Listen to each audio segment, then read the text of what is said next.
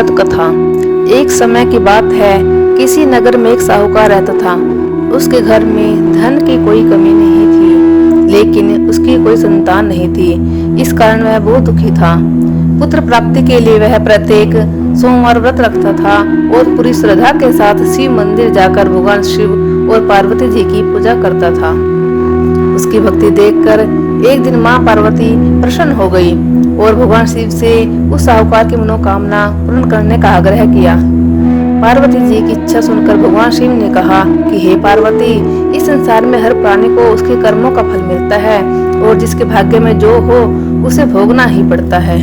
लेकिन पार्वती जी ने साहूकार की भक्ति का मान रखने के लिए उसकी मनोकामना पूर्ण करने की इच्छा जताई।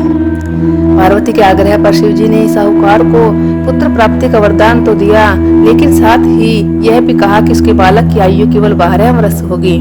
माता पार्वती और भगवान शिव की बातचीत को साहूकार सुन रहा था। उसे ना तो इस बात की खुशी थी और ना ही दुख। वह पहले की भांति शिव जी की पूजा करता रहा। कुछ समय के बाद साहूकार के घर एक पुत्र का जन्म हुआ। जब वह बालक 11 वर्ष का हुआ तो उसे पढ़ने के लिए काशी भेज दिया। साहूकार ने पुत्र के मामा को बुलाकर उसे बहुत सारा धन दिया और कहा कि तुम इस बालक को काशी विद्या प्राप्ति के लिए ले जाओ और मार्ग में यज्ञ कराना। जहाँ भी यज्ञ कराओ वहाँ ब्राह्मणों को भोजन कराते और दक्षिणा देते हुए जाना। दोनों मामा भांजे इस तरह यज्ञ कराते और ब्राह्मणों को दान दक्षिणा देते काशी की ओर चल पड़े। रात में एक नगर पड़ा जहाँ नगर के राजा की कन्या का विवाह था, लेकिन जिस राजकुमार से उसका विवाह होने वाला था वह एक आंख से काना था। राजकुमार के पिता ने अपने पुत्र के काना होने की बात को छुपाने के लिए एक चाल सोची। साहूकार के पुत्र को देखकर उसके मन में एक विचार आया। उसने सोचा, क्यों न इस लड़के को दूल्हा बनाकर राजकुमारी से विवाह करा दूं। विवाह के बाद इसको धन देकर विदा कर दूंगा और राजकुमारी को अपने नगर ले जाऊंगा। लड़के को दूल्हे के वस्त्र पहनाकर राजकुमारी से विवाह कर दिया गया। लेकिन साहूकार का पुत्र ईमानदार था। उसे यह बात न्याय संगत नहीं लगी। उसने अवसर पाकर राजकुमारी की चुन्नी के बल्ले पर लिखा कि तुम्हारा विवाह तो मेरे साथ हुआ है, लेकिन जिस राजकुमार के संग तुम्हें भेजा जाएगा वह एक आंख से काना है। मैं तो काशी पढ़ने जा रहा हूँ। राजकुमारी ने जब अपनी चुनरी पर ऐसा लिखा हुआ पाया तो उसने उस राजकुमार के साथ जाने से मना कर दिया। उसने अपने माता पिता को सारी बात बता दी और कहा कि यह मेरा पति नहीं है, मेरा विवाह इसके साथ नहीं हुआ है। जिसके साथ मेरा विवाह हुआ है वह तो काशी जी पढ़ने गया है। राजकुमारी के माता पिता ने अपनी कन्या को विदा नहीं किया और बारात वापस चली गई। उधर साहूकार का लड़का और उसका मामा काशी पहुंच गए। वहां जाकर उन्होंने यज्ञ कराना और लड़के ने पढ़ना शुरू किया। जिस दिन लड़के की आयु 12 वर्ष की हुई उस दिन भी उन्होंने यज्ञ रचा रखा था। लड़के ने अपने मामा से कहा, मामा जी आज मेरी तबीयत कुछ ठीक नहीं है। मामा ने कहा, अंदर जाकर सो जाओ। लड़का अंदर जाकर सो गया और थोड़ी देर में उसके प्राण निकल गए। जब उसके मामा ने आकर देखा कि उसका भांजा मृत पड़ा है तो उसको बड़ा दुख हुआ।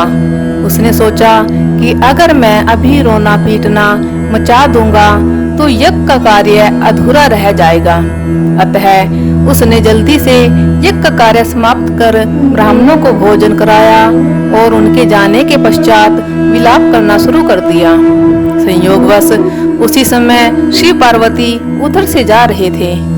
जब उन्होंने जोर जोर से रोने की आवाज सुनी तो पार्वती जी कहने लगी, हे नाथ, कोई दुखिया रो रहा है, इसके कष्ट को दूर कीजिए। जब शिव पार्वती वहां पहुंची तो उन्होंने पाया कि वहां एक लड़का है जो आपके वरदान से उत्पन्न हुआ था। शिव जी ने कहा, हे पार्वती, इसकी आयु इतनी ही थी, वह यह भोग चुका है। पार्वती जी ने कहा, हे नाथ, इस बालक को और आयु दो, नहीं तो इसके माता पिता तड़प तड़प कर मर जाएंगे। माता पार्वती के बार बार आग्रह करने पर शिव जी ने उसको जीवन का वरदान दिया। शिव जी की कृपा से वह लड़का जीवित हो गया। शिव जी और पार्वती जी कैलाश को चले गए। शिक्षा पूर्ण होने पर वह लड़का और उसके मामा उसी प्रकार यज्ञ करते, ब्राह्मणों को भोजन कराते और दक्षिणा देते अपने घर की ओर चल पड़े। रास्ते में उसी से शहर में आए जहां उस लड़के का वहां की राजकुमारी से विवाह हुआ था। वहां जाकर उन्होंने यज्ञ प्रारंभ कर दिया। उस लड़के के ससुर उसे पहचान लिया और महल में ले जाकर उसकी बहुत आवभगत की। राजा ने आदर पूर्वक अपनी पुत्री और जमाई को विदा किया। इधर भूख प्यास से रहकर साहूकार और उसकी पत्नी छत पर बैठे अपने बेटे की प्रतीक्षा कर रहे थे। उन्होंने प्रण कर रखा था कि अगर उन्हें अपने बेटे की मृत्यु का समाचार मिला तो वह छत से कूदकर अपने प्राण त्याग देंगे।